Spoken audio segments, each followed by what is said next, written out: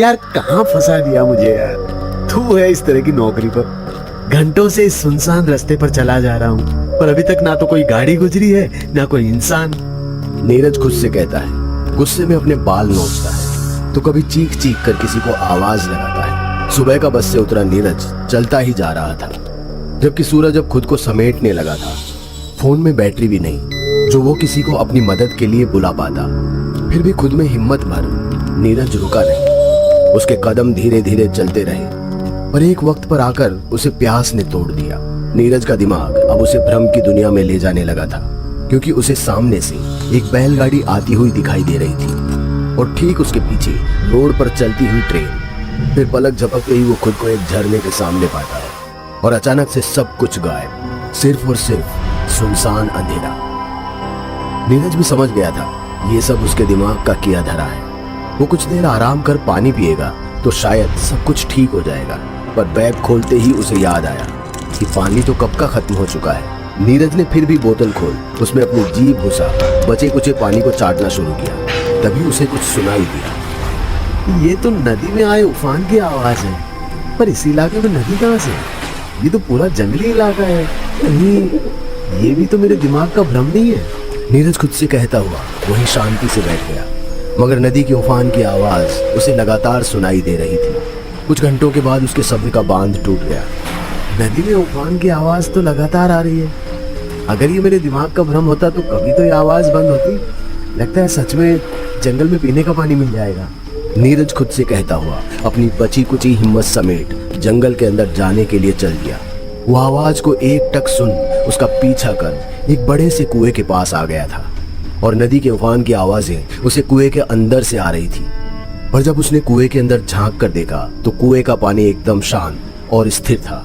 फिर उसे ये आवाजें कैसे और कहां से सुनाई दे रही थी? खैर, नीरज ने इस बारे में सोचने से पहले अपनी प्यास बुझाना ज्यादा जरूरी समझा। शुक्र है पीने का पानी तो मिला। अब रात इसी कुएं के पास बिताकर कल सुबह गांव पहुंचूंगा। साला मैनेजर, गुड़ खाए वो और गू खाऊं मैं। छू! नीरज अपनी इस हालत का जिम्मेदार अपने मैनेजर को ठहरा रहा था। दरअसल नीरज एक प्राइवेट बैंक में काम करता था। उसने और उसके बैंक मैनेजर ने मिलकर बैंक के खाते में घपला किया था, जिसका पता चलने पर मैनेजर तो बच गया, लेकिन सजा के तौर पर नीरज का तबादला उड़ीसा के एक आदिवासी गांव के बैंक में कर दिया गया था, जहां जाने को वो दिल्ली से निकला था, लेकिन अपनी मंजिल पर अभी तक नहीं पहुंच सका था। नीरज प्यासा कुएं के पास खड़ा पानी को एक टक देख रहा था। तभी उसे कुएं के अंदर सीढ़ियां दिखाई दी, जिससे नीचे उतर वो जाने को हुआ ही था। तभी किसी ने उससे कहा, कुएं में मत आना नीरज। ये सुनते ही नीरज के पैर जम से गए। नीरज ने कांपते होठों से पूछा, कौन है? किसने पुकारा मुझे? और तुम मेरा नाम कैसे जानते हो? जिसके जवाब में उसे सिर्फ खामोशी ही मिली। एक बार फिर इसे वो अपने दिमाग का भ्रम समझ कुएं की सीढ़ियों तक आ गया था, पर इससे पहले कि वो सीढ़ियों पर कदम रख पाता, उसे फिर किसी ने कहा, कुएं में मत आओ वरना। वरना क्या? और तुम हो कौन? सामने आकर बात क्यों नहीं करते? नीरज ने गुस्से में एक बार फिर से कहा, पर इस बार भी उसे जवाब के बदले खामोशी ही मिली। एक तरफ कोई उसे कुएं में जाने से रोक रहा था, तो वहीं दूसरी तरफ उसकी प्यास बढ़ती ही जा रही थी। फिर उसने सब कुछ दरकिनार कर कुएं की सीढ़ियों पर पहला कदम रखा ही था कि नीचे कुएं का पानी धीरे धीरे अपने आप ही उबलने लगा। साथ ही उसे सबसे आखिरी सीढ़ी पर एक बेजान और बहुत ही कमजोर सा इंसानी शरीर दिखा, जिसे देख नीरज तुरंत ही जब उसके पास गया तो देखा कि उसकी सांसें अभी भी चल रही हैं। क्या हुआ है आपको? और आप इस कुएं में क्या कर रहे हैं? नीरज के पूछने पर उस आदमी ने बेजान चेहरे पर बड़ी मुश्किल से मुस्कुराहट लाते हुए कहा, मना किया था ना इस कुएं के अंदर आने से। अब तुम भी मेरी ही तरह मरोगे। उस आदमी की बात सुन नीरज के होश उड़ गए। वो तुरंत ही डर के मारे उठ खड़ा हुआ और वापस कुएं से बाहर जाने को चल दिया, पर वो कितनी भी सीढ़ियां चढ़ता कुएं के बाहर आ ही नहीं पाया। कुछ ही देर में उसे भी सारा मामला समझ में आ गया, जिसे सोचकर उसकी आंखों में आंसू आ गए। उसे अब सच में उस कमजोर आदमी के चेहरे में अपना चेहरा नजर आ रहा था। थककर वो सीढ़ियों पर ही बैठकर रोने लगा था। अरे रोता क्यों?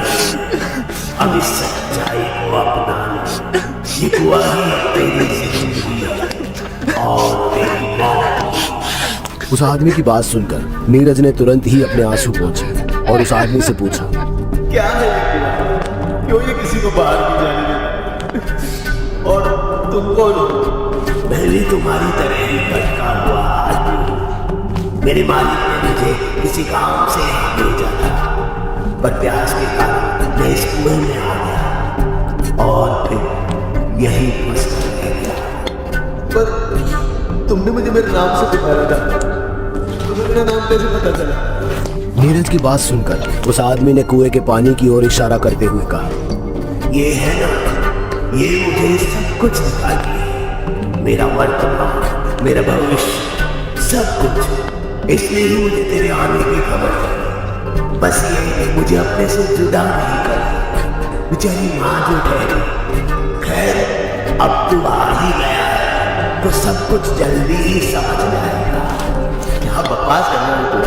और इस ये कुआं माँ कैसे हो सकती है? मैं जानता हूँ तुम्हें मेरी किसी भी बात का यकीन नहीं होगा, इसलिए तुम पहले कुएं का पानी पीकर अपनी प्यास बुझाना, क्योंकि अब कभी भी इस कुएं से निकल तो नहीं पाओगे तुम।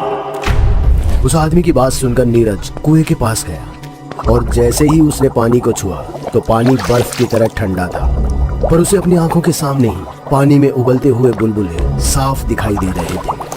ये पहले भी उसकी सोच से बिल्कुल परे थी, इसलिए उसने अपने हाथों को कटोरी बना उससे पेट भर पानी, फिर एक लंबी चैन की सांस भरते हुए बोला, अब जाके जान लीजिए, कसम से एक एक बूंद पानी के लिए तरस गया था। अब जाकर तड़प दूंगा। हाँ, अब बोलो, क्या बोल रहे थे तुम? नीरज ने उस आदमी को देखते हुए पूछा था, पर वो आदमी तो अपनी आखिरी सांस ले रहा था। अरे क्या हुआ? आप इस तरह आंखें क्यों बंद कर रहे हैं? कुछ तो बोलिए। इतना सब सुनकर मरते हुए उस आदमी ने कुएं के पानी की ओर इशारा करते हुए दम तोड़ दिया। नीरज के लिए मुसीबतें कम होने का नाम नहीं ले रही थी। उस आदमी के मरते ही वो एक बार फिर सीढ़ियों से ऊपर जाने के लिए दौड़ पड़ा, लेकिन इस बार भी सीढ़ियां खत्म होने का नाम नहीं ले रही थी। वो एक सीढ़ी पर पैर रखता तो तुरंत ही एक और सीढ़ी अपने आप जुड़ जाती। लाख कोशिशों के बाद भी नीरज एक सीढ़ी भी ऊपर नहीं चढ़ पाया था। वो कभी लेटकर सीढ़ियों पर छलांग मारता तो कभी बड़े बड़े कदम रखकर 4 सीढ़ी पार करने की कोशिश करता, पर उसकी सारी कोशिशें नाकामयाब ही रही। थककर नीरज वापस उस आदमी की लाश के बगल में बैठकर रोने लगा था। उसे इस वक्त अपने परिवार और अपनी गर्लफ्रेंड की याद आ रही थी, जिसके बारे में वो सोच ही रहा था कि तभी उसने देखा कि कुएं के पानी में उसे अपनी गर्लफ्रेंड का अक्स किसी फिल्म की तरह दिखाई दे रहा था, जिसमें इस वक्त उसकी गर्लफ्रेंड उसके ही दोस्त के बिस्तर पर उसके साथ ही सोई हुई है। नीरज ये देखकर गुस्से में पागल हो गया। वो गंदी गंदी गालियां देता हुआ कुएं में चीख रहा था, जिसका शोर सुनकर पूरे जंगल में हलचल होने लगी थी। तभी उसे उस आदमी की आखिरी बात याद आई, जिसकी लाश उसके पास ही पड़ी थी। ये है ना, ये मुझे सब कुछ दिखाती है, मेरा वर्तमान, मेरा भविष्य, सब कुछ। बस मुझे अपने से जुदा नहीं करना। बेचारी माँ जो है। ये सोचकर उसने डरते हुए कुएं से पूछा, अभी अभी जो मैंने देखा, अगर वो सच है तो बताओ उस धोखेबाज की मौत कैसे हुई? नीरज के पूछने पर कुएं के पानी में एक बार फिर से उसकी गर्लफ्रेंड का अक्स दिखाई दिया, जो पंखे से लटका हुआ झूल रहा था, और ध्यान से देखने पर पता चल रहा था कि वो 5 से 6 महीने प्रेग्नेंट थी। अपनी गर्लफ्रेंड को फांसी के फंदे पर झूलता देख नीरज के होश उड़ गए। वो डर के मारे सीढ़ियों के कोने में जा दुबका। फिर कांपते हुए उसने कुएं से कहा, मेरी मौत कैसे होगी? नीरज के इस सवाल पर पानी में कोई अक्स नहीं आया। इस पर गुस्से में उसने अपने बगल में पड़ी लाश को उठा पानी में फेंक दिया, पर उसकी इस हरकत से भी कुछ अजीब हुआ था, क्योंकि लाशें पानी में नहीं डूबती बल्कि जिंदा इंसान डूबा करते हैं। पर नीरज ने जिस लाश को कुएं में फेंका था वो फिर कभी दोबारा ऊपर नहीं आई, मानो जैसे कुएं ने उस लाश को खा लिया हो। उसे लगा कि इस तरह तड़प तड़प कर मरने से अच्छा है कि वो पानी में डूबकर अपनी जान दे दे। यही सोचकर नीरज ने कुएं में छलांग लगा दी और वो पानी में कूदते ही कुएं के तल में चला गया, जहां उसे सिर्फ और सिर्फ लाशें और कंकाल ही दिखाई दिए। ये सब देख नीरज को समझ में आ गया था कि कुआं कोई मामूली कुआं नहीं है, ये एक जाल है जिसमें एक बार जो आ गया वो फिर कभी वापस नहीं गया। इतना सब कुछ जानने के बाद भी उसने खुद की सांसें रोक खुद को कुछ देर पानी के अंदर ही रखा और अपनी मौत का इंतजार करने लगा। पर फिर कुछ ही देर में उसे ऐसा महसूस हुआ कि वो डूबकर नहीं मर सकता, क्योंकि उसे पानी के अंदर सांस की जरूरत महसूस नहीं हो रही है। वो पूरे कुएं में कहीं भी कितनी भी देर जा सकता था और रह सकता था। नीरज खुद अपनी हालत पर तरस खाता हुआ कुएं के पानी के अंदर रोए जा रहा था। उसकी जिंदगी गुलाम बन गई थी और उससे उसकी मौत का हक भी छीन लिया था। बहुत देर पानी में रहने के बाद वो कुएं से बाहर आ गया और आते ही उसने कुएं से पूछा, अगर तू सच में मां है तो अपने बेटे को इतना तड़पाती क्यों है? जाने दे दे, आजाद कर दे मुझे। इस पर कुएं के पानी के ऊपर एक अक्स दिखाई दिया, जिसमें 20 साल बाद कोई अतृप्त आदमी कुएं के पास पानी पीने आया है, जिसे वो खुद कुएं के अंदर आने के लिए कह रहा है।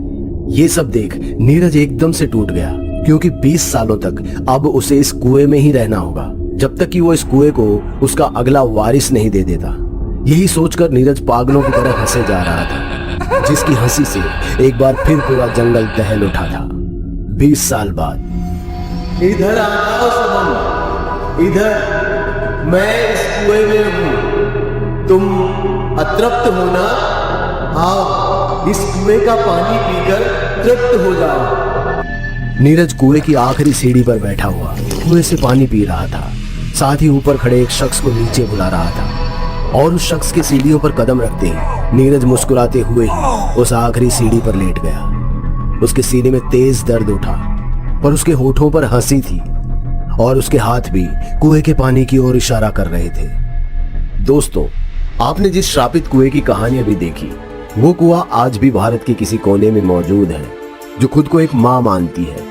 उसे सब कुछ दिखाती है, उसका भूत, उसका भविष्य और वर्तमान भी। बस अपने वारिस को अपने से जरा भी दूर नहीं करती और नए वारिस के आते ही पहले बच्चे को उसकी बेहद अजीज चीज, उसकी मौत उसे दे देती है, ताकि वो अपना प्यार किसी और से ना बांटे। तो अगर कल को आपको भी कोई ऐसा ही कुआं अंदर से आवाज दे, तो पानी पीने मत जाइएगा, क्योंकि अतृप्त रहोगे तभी तो जिंदा रहोगे।